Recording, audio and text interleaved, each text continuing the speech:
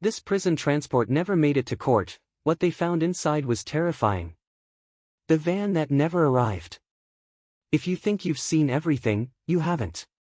Subscribe, like, and comment before things get darker than you can handle.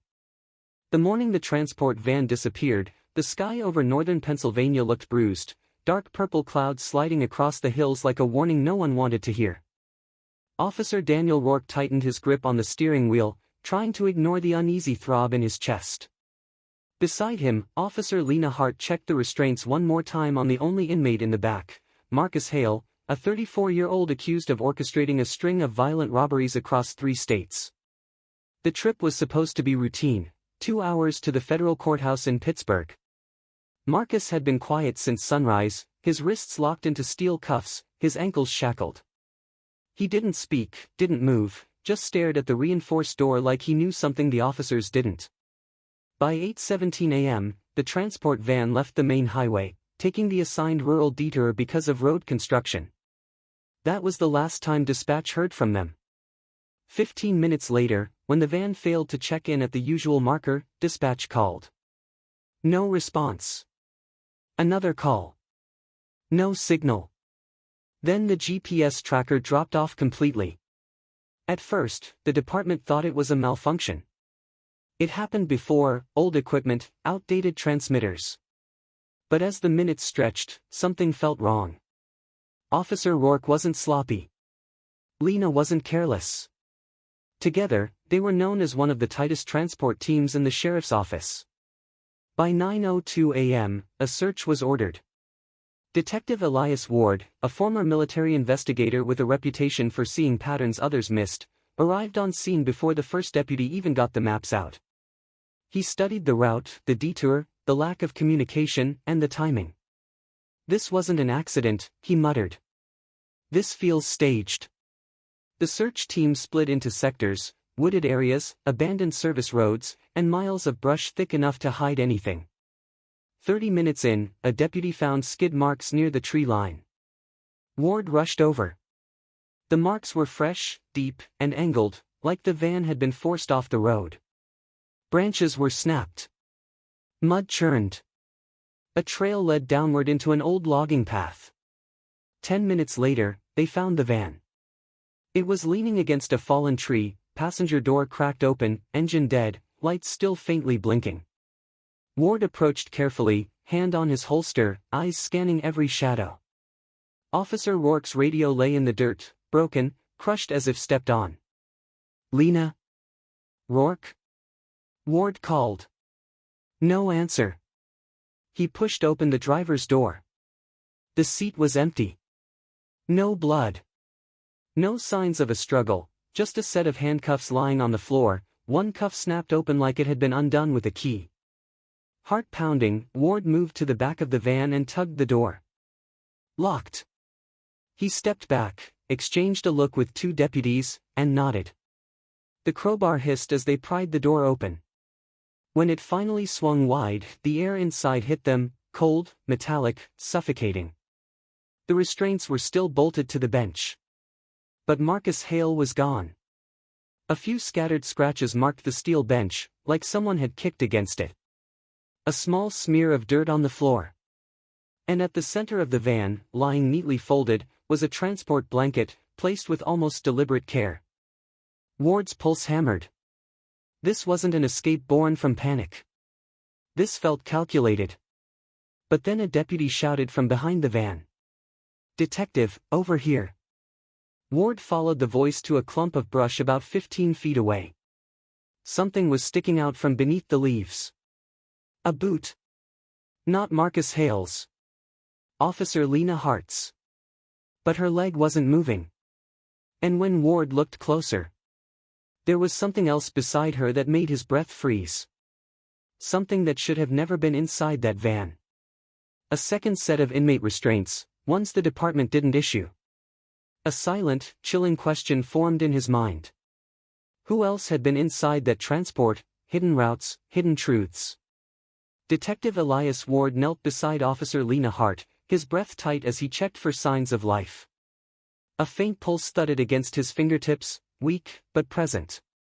She was unconscious, her uniform torn at the shoulder, dirt smeared across her cheek as if she had been dragged. "Get EMTs here now," Ward barked. Deputies fanned out, weapons drawn, scanning the silent woods. The air seemed to thicken, as though the trees themselves were holding their breath. Lena's lips trembled, forming half-words, broken syllables. "Wasn't him." Ward leaned closer. "Lena. What happened? Where is Rourke? Where is Hale?" Her eyes flickered open for half a second, filled with terror, not confusion, not panic, but recognition. She wasn't afraid of Marcus Hale. She was afraid of someone else entirely. Then her eyes slid shut again. Ward rose slowly.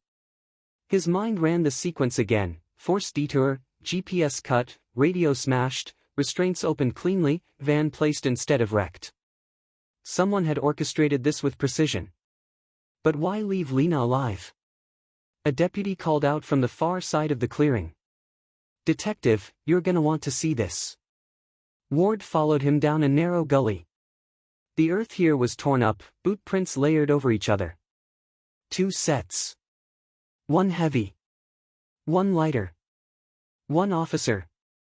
One inmate. And then, another set. Bigger. Deeper. Whoever it belonged to had moved with purpose. The footprints ended abruptly at an old service road, a forgotten stretch of cracked asphalt that didn't appear on any modern transport route. That alone raised alarm bells. But the real shock waited at the edge of the road. A black SUV, still warm. No license plates. Inside, the lingering smell of sweat and disinfectant. Ward scanned the interior. Zip ties. A half-drunk bottle of sports drink. And on the floor mat, fresh drops of blood.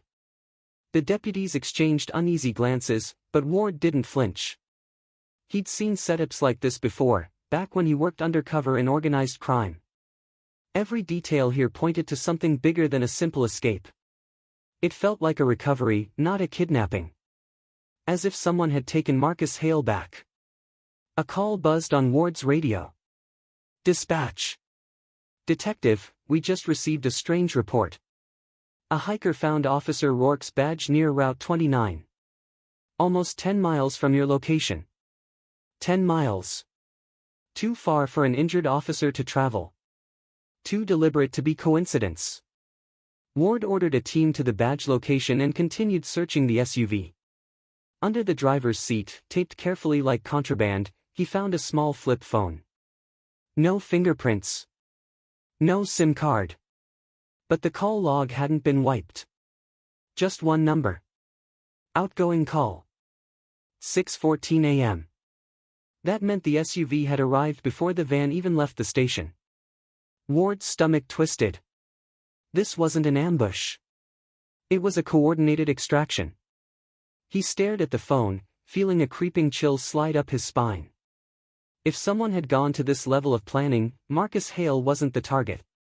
He was the asset. A deputy jogged toward him suddenly, breathless. "Sir," Lena woke up again. She said something else. Ward hurried back to her. Lena sat propped against a tree stump, eyes watery, breath shaky. She clutched Ward's sleeve as he knelt beside her. "It wasn't Marcus," she whispered. He tried to warn us." Ward froze. "What do you mean?" Her voice cracked. "There was someone already inside the van when we left. Someone hiding. Rourke knew him." Ward felt his insides tighten. "Do you know who it was?"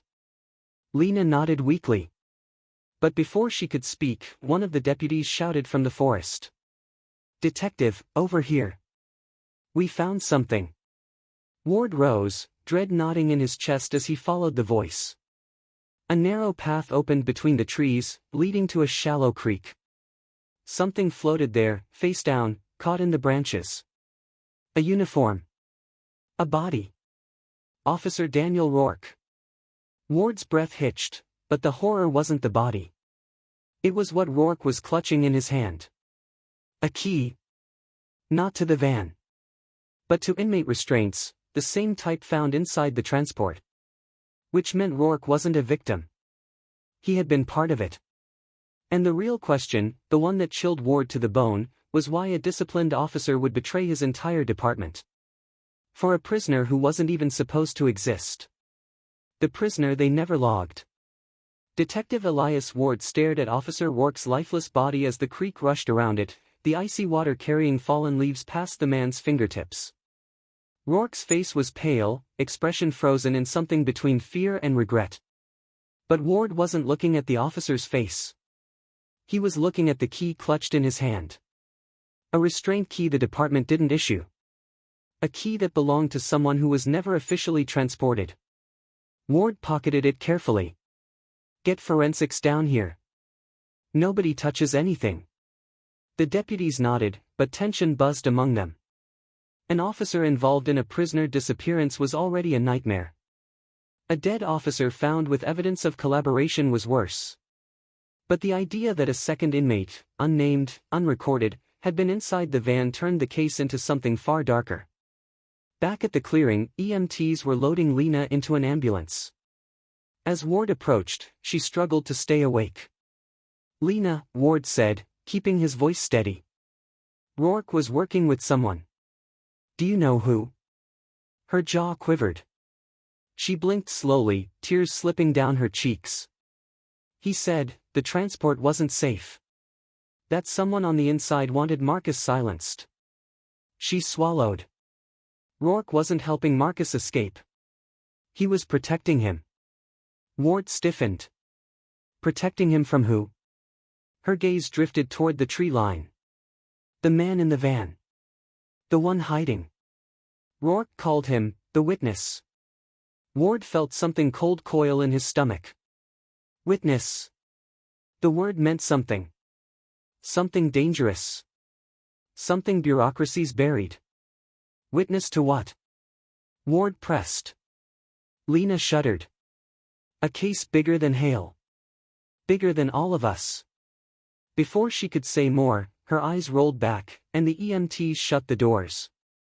Ward stood alone, the wind whispering through the branches. A witness hidden inside a prisoner transport. A secret route. A rogue officer. And an extraction team that moved with military precision. No street gang could pull something like this off. This was organized. Coordinated. Internal. Ward pulled out his phone and called the one person he trusted outside the sheriff's office, ADA Rowan Pierce, a prosecutor known for her blunt honesty and refusal to bend. Rowan. I need to know if any federal cases recently named Marcus Hale as an informant. Silence. Then Rowan exhaled sharply. Ward, you should not have said his name over the phone. Ward's heart skipped. So he was. Not officially, Rowan replied. But Hale claimed he had information on a major corruption ring involving transport officers and contractors. Nothing confirmed. But if his information was real, they would want him disappeared, Ward finished. No, Rowan whispered. They would want the witness disappeared. Hale was just the bait. Ward froze. Everything snapped into place. Marcus Hale was expendable, loud, dangerous, and distracting. But a second inmate hidden inside a transport. An inmate with no records, no identity, no logs. The witness. Someone who knew the truth. Ward grabbed the flip phone he'd found in the SUV. There was only one number in the call log. One person who coordinated everything. He dialed it. 4 rings. Then someone answered, low and calm. We told you to stay out of this, detective. Ward's blood ran cold. Where is the witness? A faint chuckle. Safe from you. Safe from the system. But you were never supposed to find the van this quickly. Ward stepped away from the deputies, voice hard. Rourke is dead. Hale is missing. You're running out of places to hide. Oh, detective, the voice replied. You still think this was about hiding? A pause. A breath. This was about removing every loose end. The line went dead. Ward stared at the phone, pulse pounding. He felt the danger shift, like a trapdoor opening beneath him. Then a deputy sprinted from the woods, shouting desperately. "Detective! You need to see this." Ward followed him to a narrow ravine where a small drainage tunnel cut through the hillside. Fresh boot prints led inside, one set matching Marcus Hale's size. Another smaller. And streaked across the concrete wall. Blood. But not Hale's. A trail led deeper into the tunnel, vanishing into darkness. The witness had been injured. Meaning they were still close. Still running. Still alive. Ward's breath tightened as his flashlight beam disappeared into the black. Somewhere in that tunnel was the truth, a truth people were willing to kill to bury. And as Ward stepped forward, descending into the cold, echoing dark, one final thought chilled him more than anything he'd seen that day. If the witness told the truth, this entire county's justice system was built on a lie. The tunnel swallowed his silhouette. And 3 days later, long after the search teams had given up, a new file landed anonymously on Rowan Pierce's desk. Inside was a single flash drive. A single audio recording. And a single message. Ward found the witness. But he wasn't the only one followed into the tunnel. She pressed play. A man screamed. A gunshot echoed. And then the recording cut off. The case was never closed.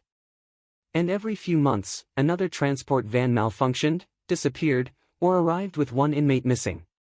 Not because of escape. But because someone was still clearing the list. One witness at a time.